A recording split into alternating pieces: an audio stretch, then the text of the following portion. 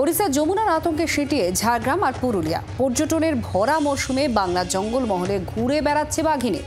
বন দফতর খাঁচা পাতলেও নাগালের বাইরে এখনো যমুনা। কথায় আছে, যেখানে বাঘের ভয় সেখানে সন্ধে হয়। ওড়িশা থেকে আসা বাঘিনী যমুনার ভয়ে কাঁপছে বাংলার জঙ্গলমহল।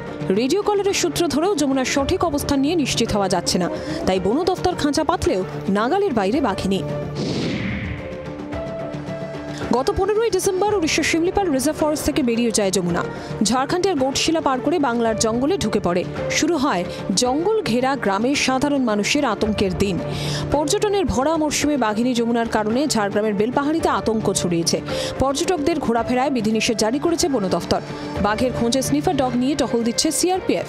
আমাদেরকে সাবধান করে দেওয়া হয়েছে, সাবধানে চলাফেরা করবার জন্য সন্ধ্যের পরে যেতে বারণ করা হয়েছে, দিকে না যাওয়া। কাজেই যে সমস্ত স্পটগুলো আছে এই জায়গায় ভেতরে যে স্পটগুলো আছে সেই সব জায়গায় যাওয়া যাচ্ছে না।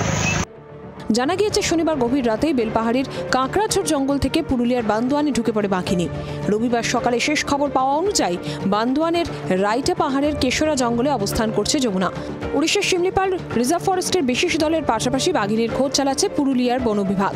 রয়েছে সুন্দরবন ব্যাঘ্র প্রকল্পের 2টি বিশেষ দলও, কিন্তু এখনও অধরাই রয়ে গিয়েছে যমুনা। সূর্য প্রায় অস্ত যেতে বসল, এখনো পর্যন্ত বাঘিনীকে খাঁচাবন্দি করতে পারল না পুরুলিয়া বন বিভাগ।